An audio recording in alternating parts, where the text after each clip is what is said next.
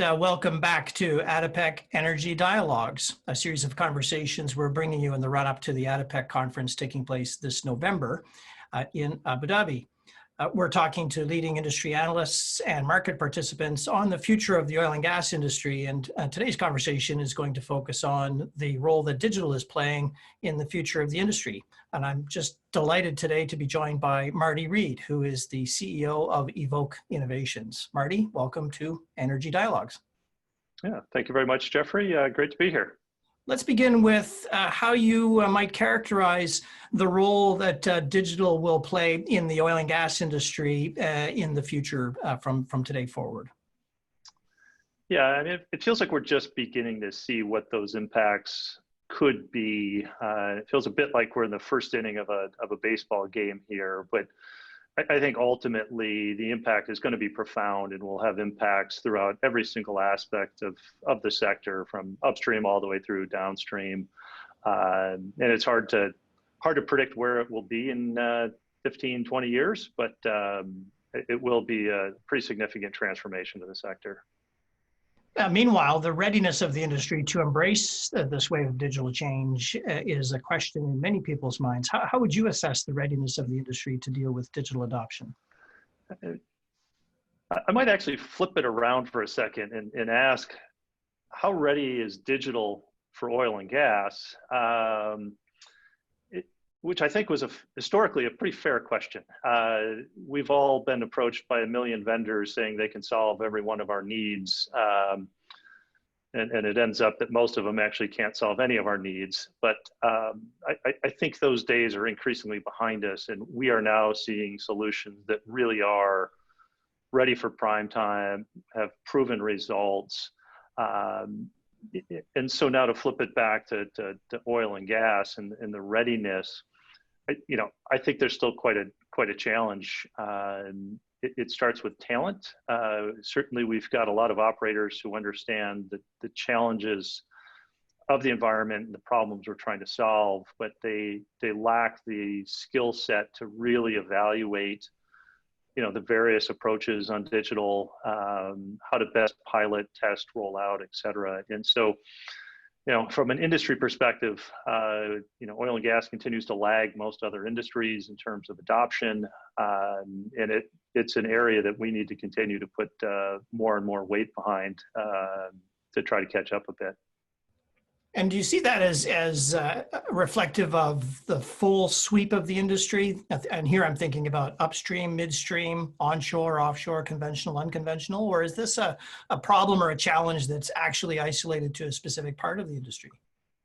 There's certainly been pockets that have adopted earlier than others. And, one example, certainly on the exploration side, sort of the original big data challenge, and industry has embraced big data, particularly on exploration for years and years. And as you move further downstream, however, I'm seeing less and less of that adoption. And so, again, overall, I think we're still pretty early in the adoption curve, with pockets where certainly we've seen more success than others. And what do you think is driving or will be the main driver for the embrace of digital from this point forward? Is it cost? Is it productivity? Is it just responding to the pandemic? I wouldn't say just the pandemic, but sort of typical boom bust cycle. I think the reason we saw adoption in exploration was that was where that's where you made your money. Or certainly where you supported your market cap. That's then shifted a bit into productivity, but post-COVID and post price wars of 2020, it seems to be all about cost reduction now, and there's a pretty significant drive to how do we use these digital tools to drive down labor costs and continue to reduce that cost per barrel. And how do you see decarbonization as a driver? Is that merely a different kind of a cost, as in a taxation or a charge, or is that its own driver in compelling digital adoption? Well, I think there's two ways to look at it. So certainly, an enormous percentage of decarbonization is achieved through efficiency. which has cost implications.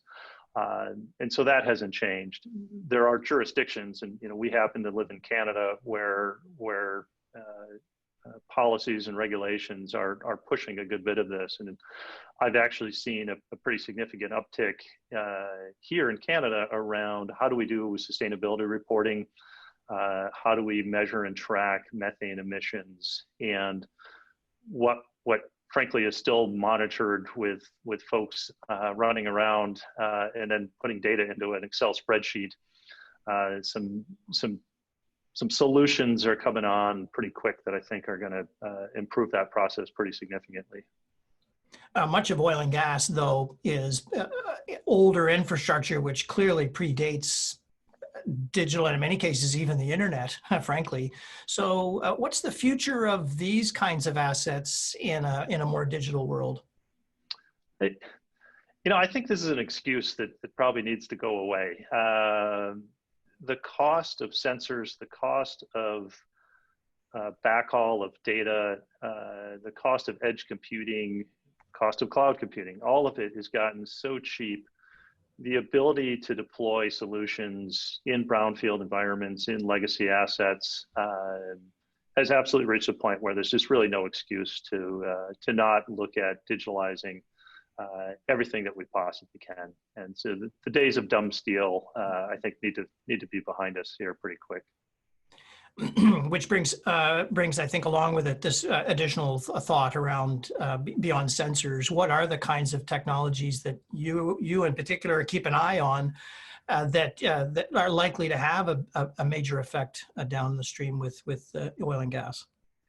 Yeah, and I think we're on the cusp of a fairly important transition, which is a lot of what we've been talking about for the last 5 years has been around predictive analytics. And frankly, if I hear that term again, I fight a nickel for every time. How about that?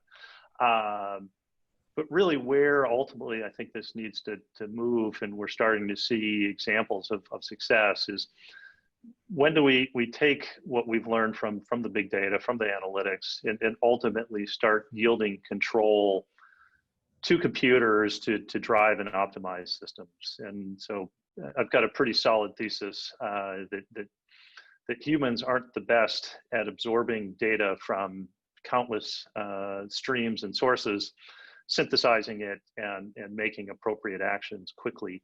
And so ultimately, I think anytime you've got humans turning knobs to try to optimize systems, that will ultimately be handed over to the computers. And our role as humans will be just making sure those computers stay within the parameters we need to stay safe. And again, examples where this has been deployed, we've seen significant increases in productivity, reduces in cost. So. And that's a major wave of automation, industrial automation, that is yet to come, really, when you think about it. We've gone through one wave in the 70s and 80s with the adoption of SCADA. It sounds that there's another wave coming at us, which will begin to replace yet more vulnerable processes that are tied to human supervision. Yeah, and ultimately, I think the next wave is sort of that's in the intermediate term. We could expect these types of solutions. As you start to think a bit longer, sort of true autonomy, I think will be that next trend that will gain traction. We've already seen it obviously a bit with autonomous haul trucks and shovels and the like in mining operations. I think you'll continue to see that trend, and ultimately we'll get more and more workers out of the field, more and more robots and drones being deployed, which has both the cost savings and certainly HSE benefits.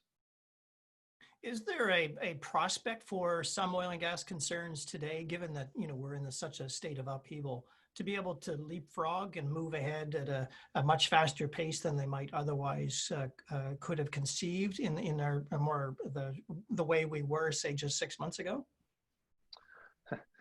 The one upside, if you will, of COVID has shown us as a society and certainly as an industry that we can change behavior a lot faster than we thought we otherwise might have. The example I love to use was a company I've spent a good bit of time with was debating whether or not they should roll out a teleconferencing system for their employees. And after much debate and training schedules and RFPs, COVID hit, and 2 days later, the entire company was up and running on Microsoft Teams. And so those sorts of shifts have shown us just how quick this can be. So,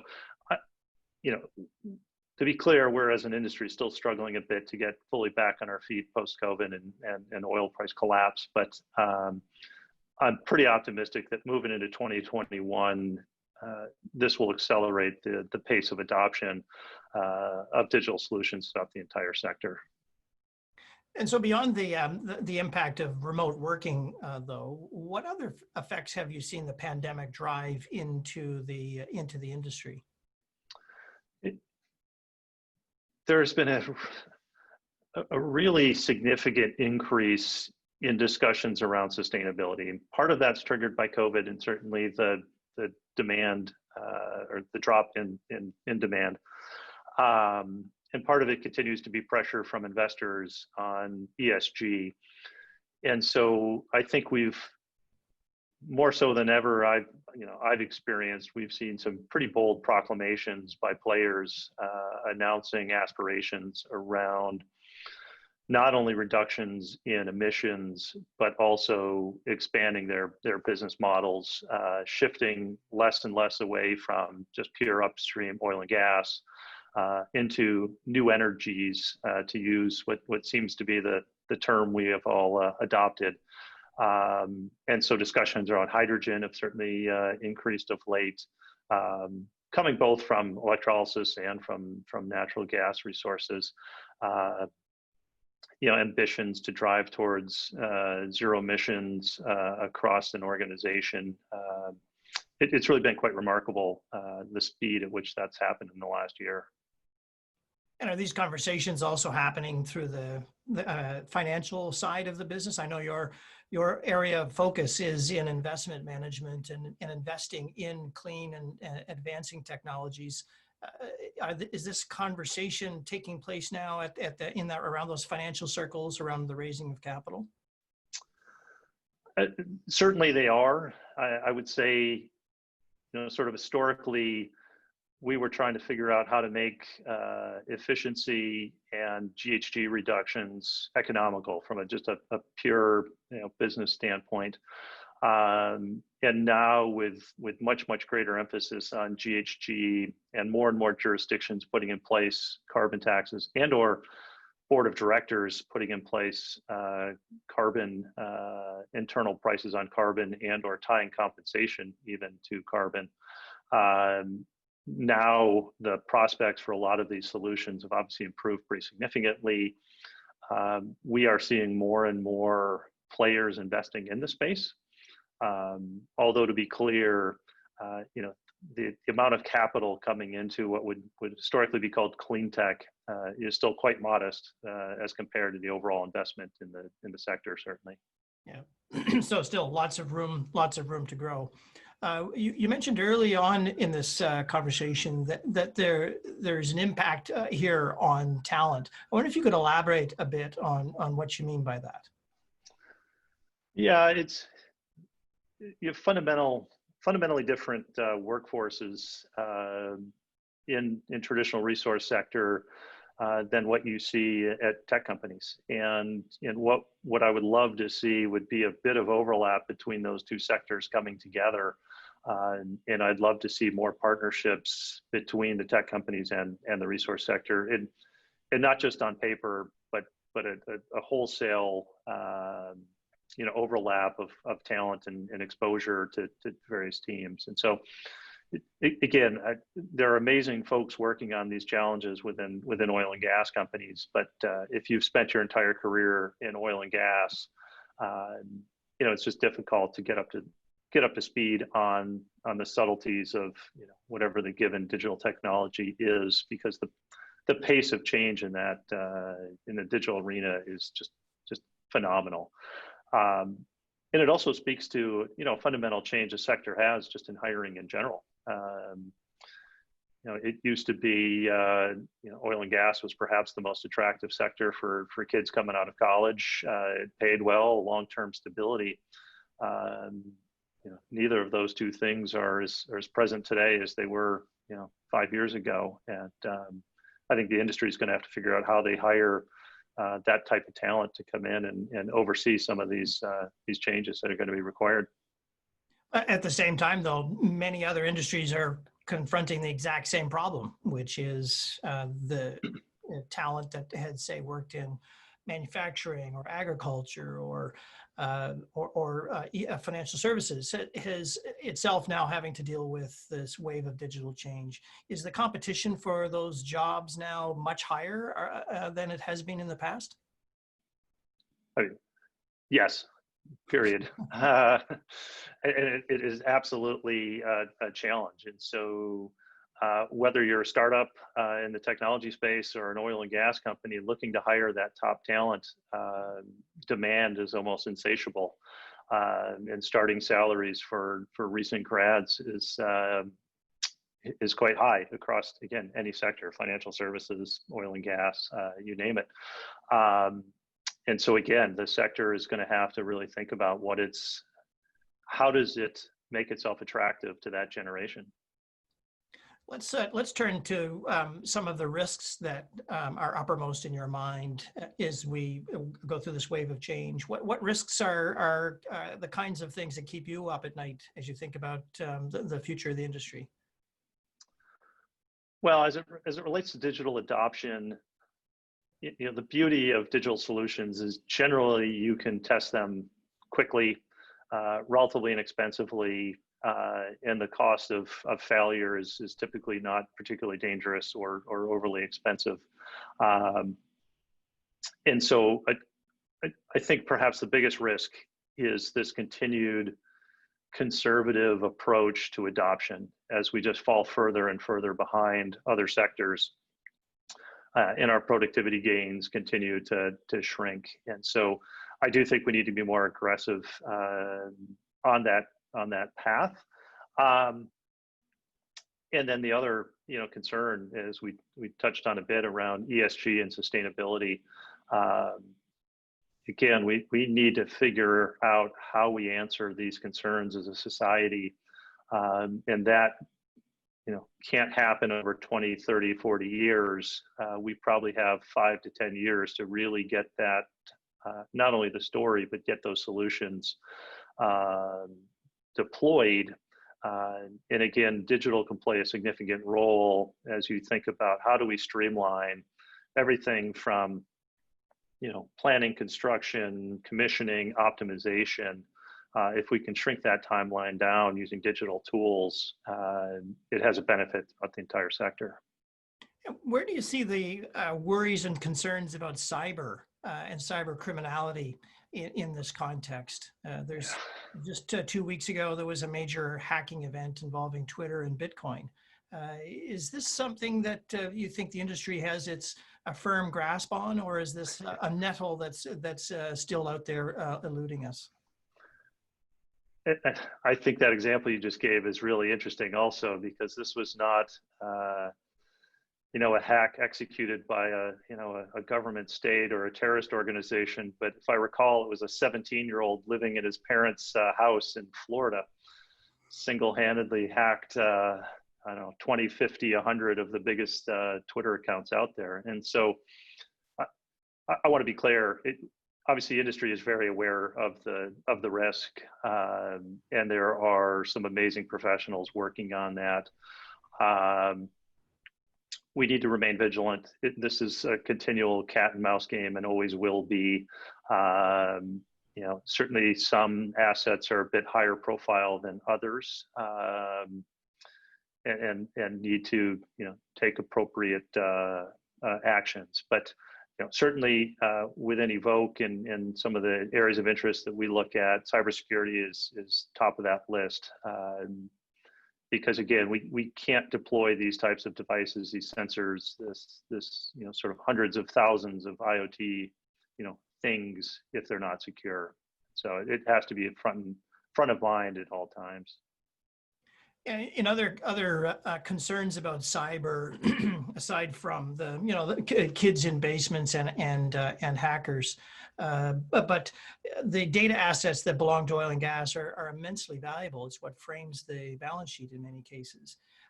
As we shift over to cloud computing and migration of data, are the protections adequate around these assets, or is there an opening in the market for new and creative ways to think about the protection of those assets? Absolutely are. And it's amazing, just simple things like theft and theft on site, particularly in remote sites, is a significant concern. These aren't, malicious cyber attacks. This is simple, I was going to say petty theft, but it's not petty theft because it adds up. And so we're already seeing impact of things like cameras that are using computer vision to identify bad actors, or one type of vehicle versus another, and could even tell the difference between a dog and a bear, as an example. And so I think we are going to continue to have to think about how we secure these assets. It can't just be physical security, build a bigger wall, build a bigger fence. It has to leverage these types of tools to automate a lot of this. And again, things like computer vision technology have really come a long ways in the last 5 years or so, and can dramatically improve the security of our operations. And what advice do you have for, say, an oil and gas company out there right now staring at very, very low commodity prices, lack of capital to be able to invest in the business, in infrastructure which is aged, and a workforce that's been frightened because of the job losses? What do you say to that organization? Yeah, this goes back to my comments about to me, one of the best attributes of this digital revolution is the ability to test, pilot, learn, fail fast, quickly, and inexpensively. And so, don't let perfect be the enemy of good enough. Get out, test it, and if it works, we've seen digital solutions that will have an ROI measured in days. And if you are deploying those types of solutions, it doesn't have to be a swing for the fences grand slam. You can rattle off a whole slew of singles using very simple solutions. As we go back to, again, the cost of transitioning a camera from being a dumb camera, if you will, to an internet-enabled camera that leverages computer vision, incredibly inexpensive. The payback on that is almost immediate. So, don't wait. Look for those easy wins. Get some momentum behind you, and that'll give you the confidence then to tackle some of the bigger opportunities. Any final thoughts, Marty, as we wrap up this conversation? No, I appreciate the opportunity. It's been a great discussion. We at Evok certainly remain committed to investing in, supporting these types of innovative solutions out there. And again, I feel like that those that are creating these solutions have finally gotten to the point where they're ready for prime time, and now it's on us as an industry to be there and adopt these technologies. Well, it's the power of $1 trillion customer in oil and gas and $1 trillion supplier in digital. How do we marry them up and help both sectors succeed? Yep, absolutely. This has been another episode of Energy Dialogues. I hope you enjoyed the conversation, and tune in for subsequent episodes in the days ahead. Bye for now.